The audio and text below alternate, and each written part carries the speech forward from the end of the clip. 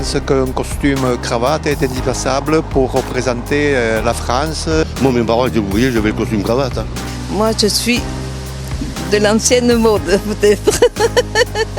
La cravate, je trouve que c'est plus, ça marque plus l'autorité masculine.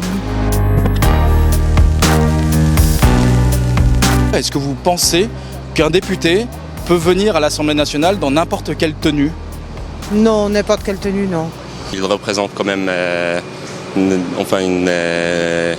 partie de la société qui défend les droits de toute la France. Moi, dans mon métier, j'étais musicien à l'Orchestre du Capitole. Pas de Bermuda, pas de ci, pas de là. On ne disait pas costume cravate, mais une tenue normale. Vous voyez, je veux dire. Voilà, il représente quand même quelque chose, il représente le pays. Je ne dis pas d'avoir des costumes à 500 €.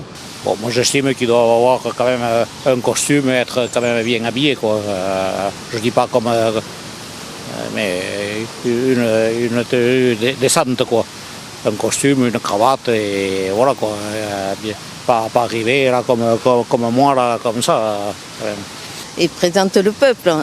Et puis, il faut qu'il soit bien tenu. Moi, je trouve qu'il y en a qui sont laissés aller. Ben, je pense que c'est surtout une tempête dans un verre d'eau et qu'il n'y a pas réellement de sujet. Il y a des choses plus importantes à traiter que ça. Je pense qu'un costume cravate est indispensable pour représenter la France et donc les députés à l'Assemblée nationale. Ils font autorité quand même au vu de la population. Ils doivent représenter au mieux la population.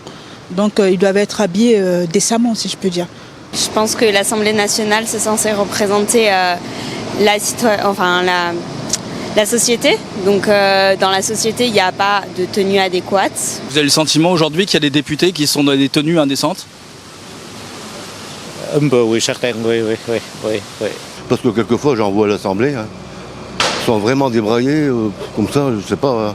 Pantalons qui traînent par terre, qui traînent sur les chaussures. Je sais pas. Débraillé. Moi, si je vais à l'Assemblée nationale en tenue de sport, est-ce que vous me diriez que ma tenue n'est pas adéquate?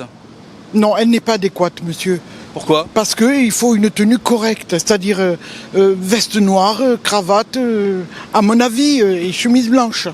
Est-ce que la charge de député n'induit pas le fait d'avoir une tenue un peu plus travaillée, on va dire?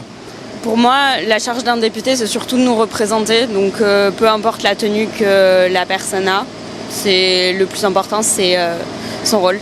La cravate, pour moi, c'est plus, ça marque plus une domination masculine. Donc, Pourquoi une domination masculine? c'est quand même, la cravate, c'est très masculin, non? Donc voilà. Comme les robes, c'est une tenue féminine. Oui, mais c'est la tenue. Oui, mais alors le costume, c'est masculin, la robe c'est féminin. La cravate, je trouve que c'est plus, ça marque plus l'autorité masculine. Dans ce cas-là, on va s'habiller pareil, n'est-ce pas? Ouais, pourquoi pas? Moi, j'ai mon mari. Il était directeur. Bon, il a débuté comme vendeur chez Olivetti. Il a monté les grades. Après, il a été jusqu'à directeur.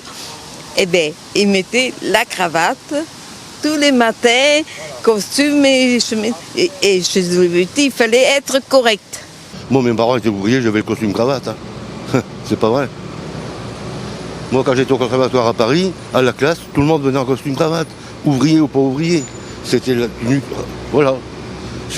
Non, pourquoi? Forcément, tout le monde n'a pas les moyens de s'acheter un costume, disons-le clairement, parce que ça a quand même un coût. C'est sûr que c'est aussi un marqueur social de porter le costard cravate. C'est une forme de hiérarchie pour moi de porter ça. C'est souvent assimilé aux cadres, aux entreprises, aux postes importants, à responsabilité. Et Un ouvrier, un agriculteur ne porte pas le costume cravate? plus rarement, en tout cas. Vous savez combien ça gagne un député? Je sais pas, 5 000 €. 5 000 €, oui. Ils n'ont pas les moyens de se payer un costume? Si. Ça coûte 100 € à Barbès.